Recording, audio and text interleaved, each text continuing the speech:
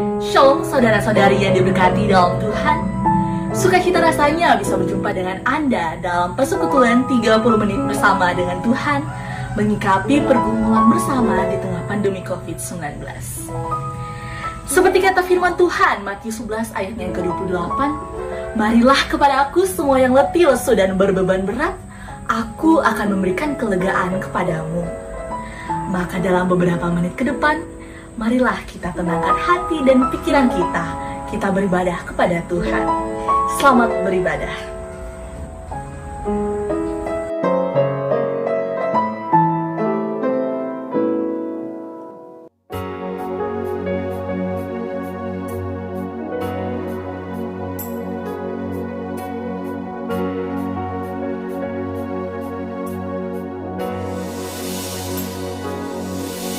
Bagaikan bejana siap dibentuk, demikian hidupku di tanganmu.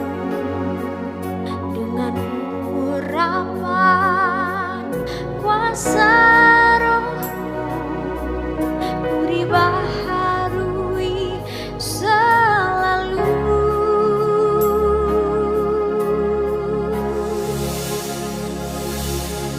Jadikanku alat dalam rumah-Mu, inilah hidupku di tangan-Mu. Bentuklah seturut kehendak-Mu, pakailah sesuai rencana-Mu.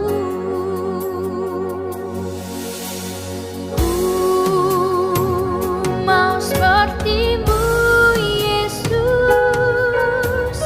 disempurnakan selalu dalam segenap jalanku, memuliakan nama-Mu.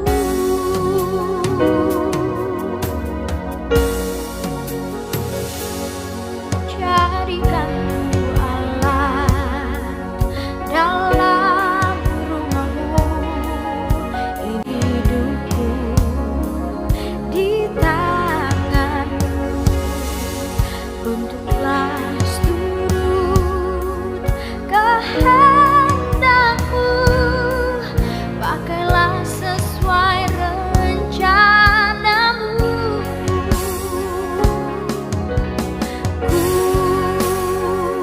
Mau seperti-Mu, Yesus,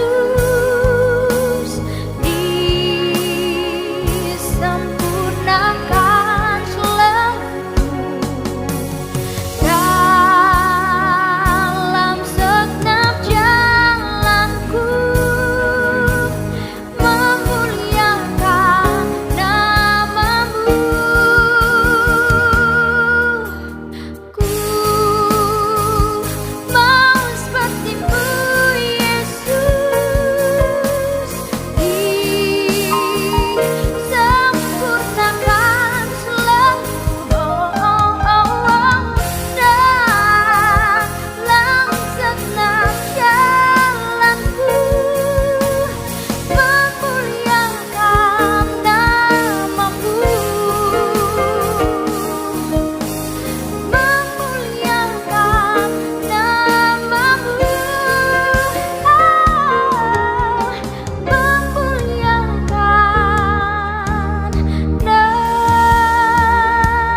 memuliakan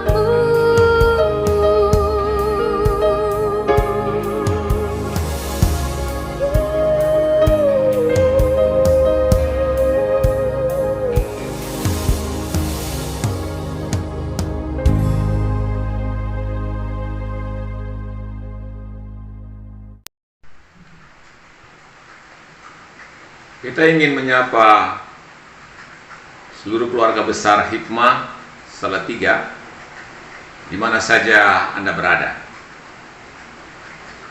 Tabea, Shalom. Mari kita berdoa sebelum kita membaca dan merenungkan kebenaran firman Tuhan. Kita berdoa. Bapa, dalam nama Yesus kami bersyukur kami diberikan kesempatan untuk menerima kebenaran firman-Mu.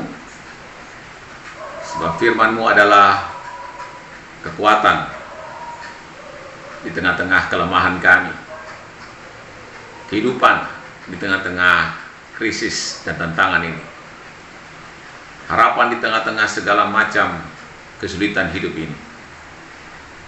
Bahkan firman-Mu itu kuasa yang memampukan dan menyembuhkan kami yang lemah, sakit tak berdaya.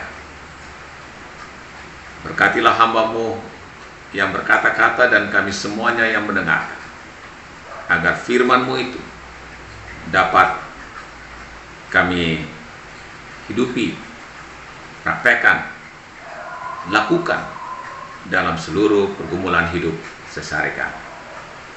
Di dalam nama Yesus, firman yang hidup. Amin. Bahagian firman Tuhan sengaja beta pilih dari Yesaya pasal 40 ayat 30 dan 31. Demikian firman Tuhan. Orang-orang muda menjadi lelah dan lesu, dan teruna-teruna jatuh tersandung. Tapi orang-orang yang menanti-nantikan Tuhan mendapat kekuatan baru. Mereka seumpama Raja Wali yang naik terbang dengan kekuatan sayapnya. Mereka berlari dan tidak menjadi lesu. Mereka berjalan dan tidak menjadi lelah.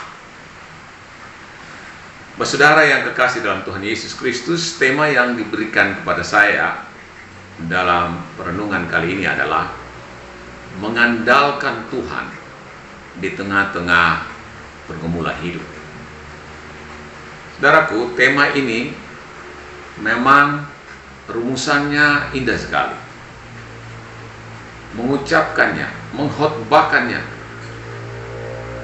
menjadi sesuatu yang gampang sekali. Dan kita bisa saja membuat begitu banyak puisi, bahkan mungkin kidung-kidung rohani yang begitu merdu tentang tema ini. Tapi sejujurnya menghidupinya, menjalankannya dalam tugas sehari-hari menjadi tidak mudah. Sebab persoalannya bukan pada Tuhan, tapi persoalannya pada diri kita sendiri. Tentang sejauh mana Tuhan itu kita andalkan sungguh-sungguh dalam seluruh realita hidup yang tidak mudah ini. Apakah Tuhan itu hanya sebatas seperti ban reserve yang sewaktu-waktu di saat kita butuhkan baru kita mencari dan mengandalkan Dia? Ataukah dalam praktek seperti apakah tema seperti ini mampu kita jalani? Dan bagaimana kita menjalankannya? Itu menjadi pertanyaan yang tidak mudah. Beta jadi mengingat sebuah ilustrasi tentang, mungkin ada yang sudah mendengarkannya, mandor yang bertugas dalam sebuah pembangunan gedung bertingkat. Bagaimana dia berdiri di lantai yang cukup tinggi dan para pekerja di bawahnya, dia mengawasi. Tapi kadang-kadang dia harus berteriak, memberikan arahan kepada para pekerja yang masih bekerja di bawah. Tapi karena begitu tingginya jarak mereka itu jauh, jadi kadang-kadang dia berteriak, tapi para pekerja tidak mendengarkannya. Maka mandor ini mencari akal. Yang pertama, dia membuang koin. Dia membuang uang Rp1.000. Ya, para pekerja melihat ada uang di samping mereka, ya mereka ambil saja. Dia coba lagi 2.000, 5.000, 10.000. Para pekerja cuma mengambil, tapi sedikit pun tidak menoleh, tidak mencari tahu dari mana uang itu datang. Dia memberikan lagi, menjatuhkan lagi 100 50.000, 100.000. Para pekerja itu hanya bergembira tanpa juga menoleh ini uang datang dari mana. Akhirnya mandor itu dia ambil batu yang cukup besar, tapi tidak terlalu ya. Dia melemparkannya tepat jatuh di atas kepala pekerja di bawah itu. Baru mereka menoleh ke atas.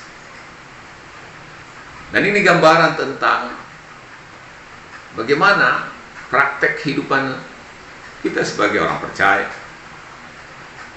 Kadang-kadang mengandalkan Tuhan itu hanya kita berlakukan di saat situasi itu begitu enak, nyaman, baik,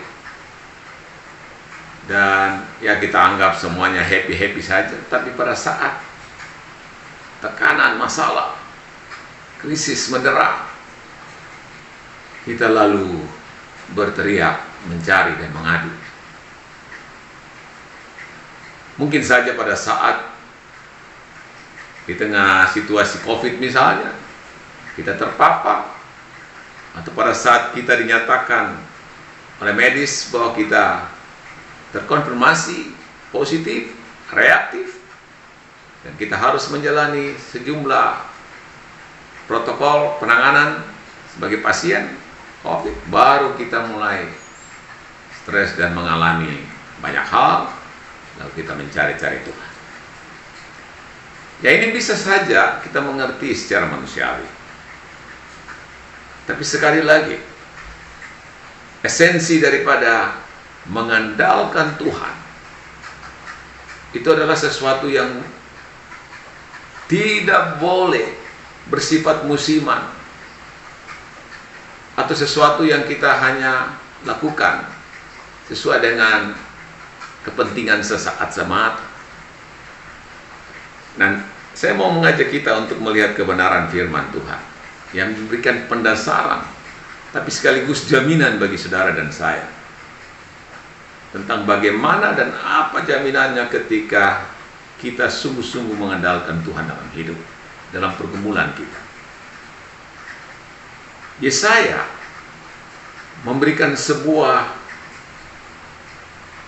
penegasan yang luar biasa, tapi sekaligus sebuah interupsi bagi manusia yang cenderung mengandalkan sesuatu di luar Tuhan dengan kekuatannya, dengan kemampuannya semata-mata.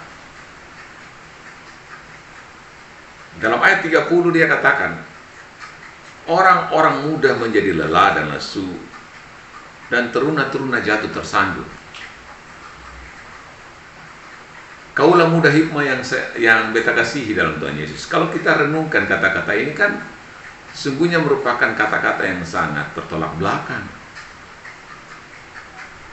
Di mana-mana semua orang tahu bahwa yang namanya anak muda, orang-orang muda, itu adalah mereka yang identik dengan yang namanya kekuatan, kebugaran, kesehatan yang luar biasa, daya tahan, semangat juang yang luar biasa. Tapi saudara perhatikan, Yesaya menyebutkan bahwa orang-orang muda itu dapat sekali menjadi lelah dan lesu. Sebaliknya juga disebutkan teruna-teruna jatuh tersandung. Bukankah ini juga sesuatu yang ironis? Yang biasa jalan dan tersandung itu adalah kalau orang yang sudah tua renta, orang-orang yang dari sisi penglihatannya, matanya sudah buram, sudah lansia, sudah kabur, dan itu bisa saja dia jatuh tersandung. Makanya dia membutuhkan tongkat untuk menuntunnya. Tapi kalau teruna, oh jelas, sekalipun ada onak duri batu, mungkin teruna bisa berlari dan itu aman sekali. Tapi sekali lagi Yesaya katakan, usia seperti teruna pun bisa saja tersandung dan jatuh. Apa artinya ini? Artinya bahwa pengandalan dalam hidup kita sesungguhnya tidak ditentukan oleh berapa usia kita, berapa kekuatan kita, potensi kehidupan kita. Bukan soal tua atau muda yang Yesaya maksudkan di sini. Tapi yang dia tekankan adalah kriteria yang dia pakai di sini adalah ayat 31 menyebutkan orang-orang yang menantikan Tuhan. Itu berarti terbuka bagi siapa saja. Apa yang dimaksudkan dengan orang-orang yang menantikan Tuhan? Di dalam bahasa aslinya, kata menantikan Tuhan dia pakai istilah kafa. Kafa itu ibarat kita berdiri di sebuah pohon, lalu kita dan pohon itu diikat, dililit dengan sebuah tali yang menyatukan kita. Ketika saudara dan saya terikat pada sebuah pohon, maka kita tidak mungkin akan jatuh. Kemana pohon itu berayun, kesitulah kita berada. Ini yang ia gambarkan dengan ilustrasi seperti Raja Wali. Ketika saudara dan saya terikat di sayap Raja Wali itu, maka kemanapun Raja Wali itu terbang, kita tetap akan mengikutinya dan tidak pernah menjadi letih dan lesu. Ini luar biasa, saudara.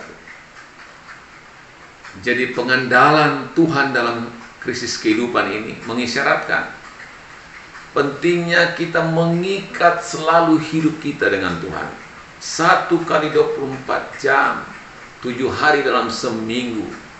Tidak ada ruang bebas Tuhan dimanapun.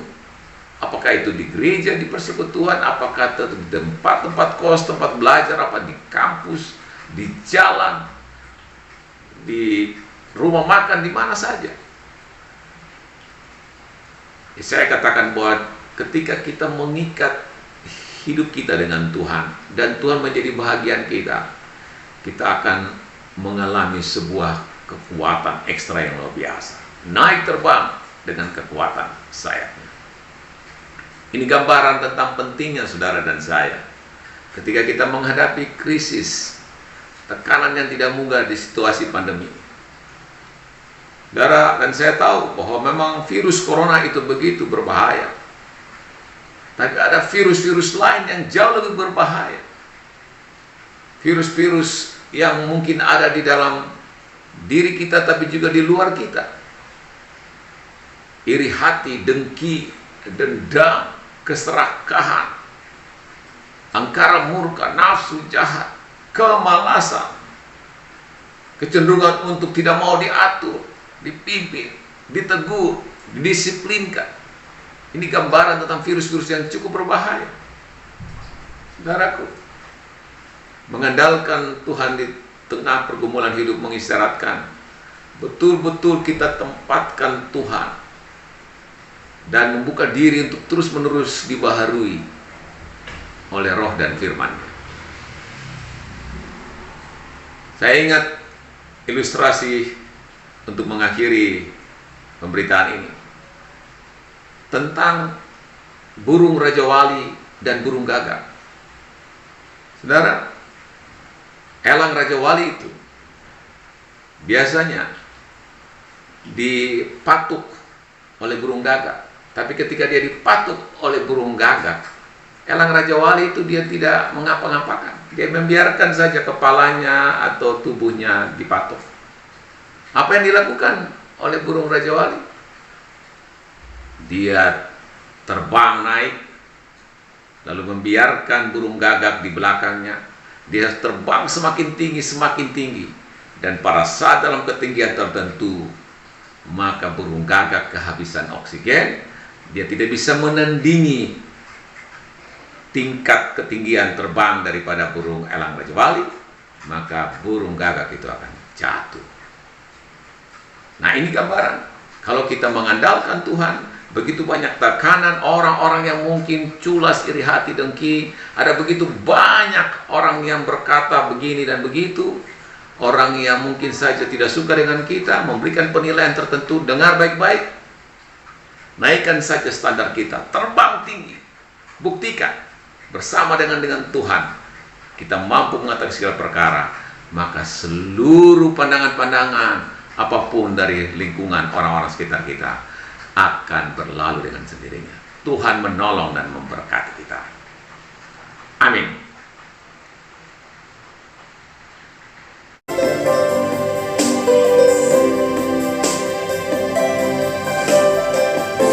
Siapakah aku ini Tuhan? Jadi biji matamu. Dengan apakah ku balas Tuhan selain puji dan sembahkan kasih setiamu yang ku rasakan lebih tinggi dari langit biru. Kebaikanmu yang telah kau nyatakan lebih dalam dari lautan. Berkat-Mu yang telah ku terima sempat membuatku terpesona. Apa yang tak pernah ku pikirkan, itu yang kau sediakan bagiku. Siapakah aku ini Tuhan? Jadi biji matamu. Dengan apakah ku balas Tuhan selain puji dan sembahkan, selain puji dan sembahkan, selain puji dan sembahkan.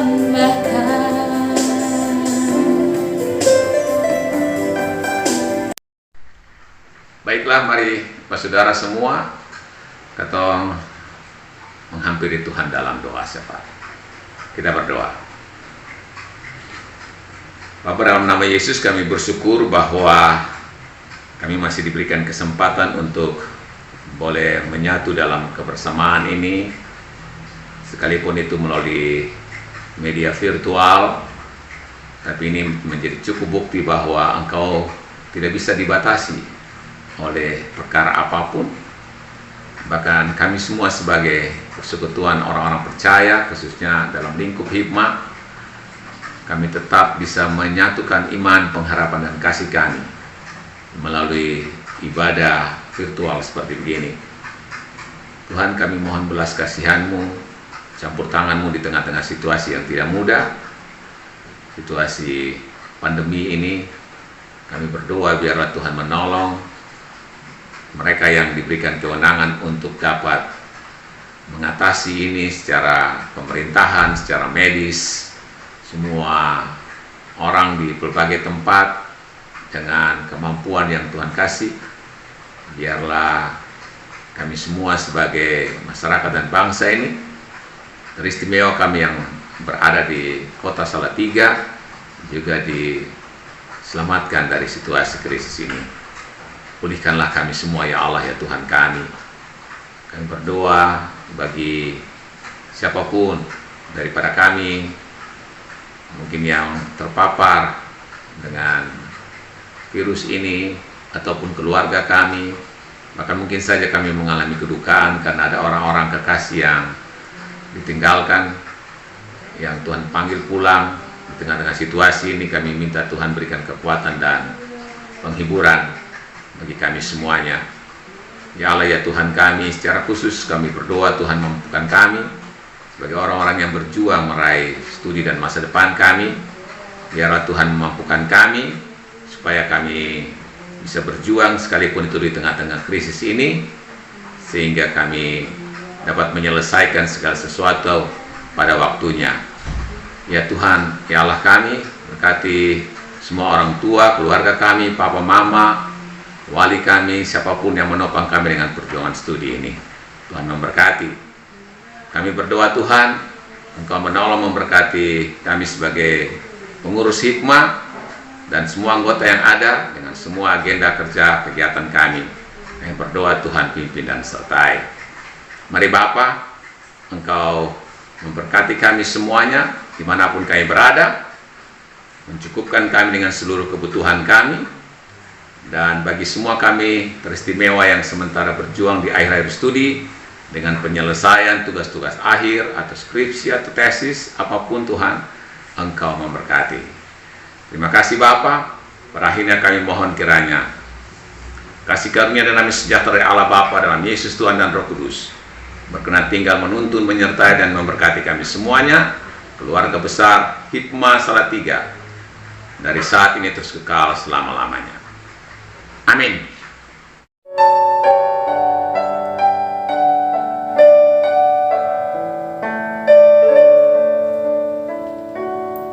Saat keadaan sekelilingku ada di luar kemampuanku, ku berdiam diri mencarimu. Doa mengubah segala sesuatu.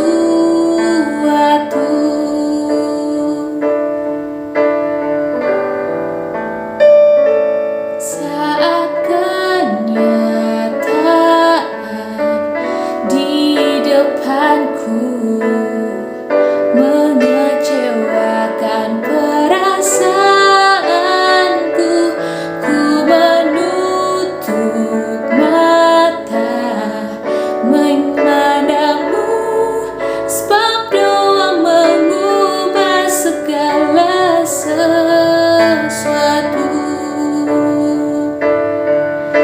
Doa orang benar bila didoakan dengan yakin besar kuasanya, dan tiap doa yang lahir dari iman berkuasa menyelamatkan. Seperti matahari di tanganmu, mengalir kemanapun kau mau. Tak ada yang mustahil di matamu. Doa mengubah segala sesuatu.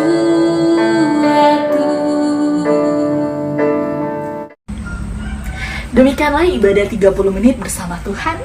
Saya yakin dan percaya bahwa pemberitaan firman Tuhan yang baru saja kita dengarkan dapat menjadi sumber kekuatan dan pengharapan guna menepati kehidupan kita di tengah pandemi COVID-19 ini. Terima kasih, Tuhan Yesus memberkati. Shalom.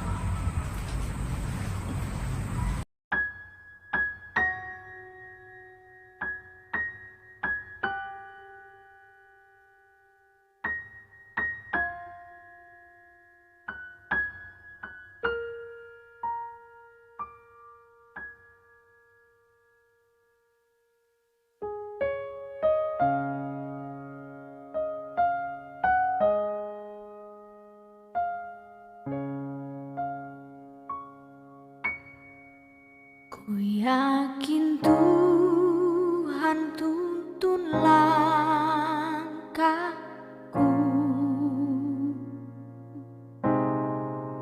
serta membuka jalan bagiku.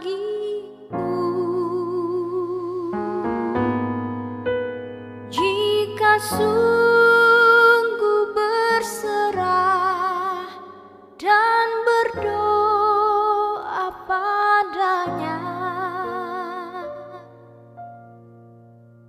Tuhan membuka jalan bagiku.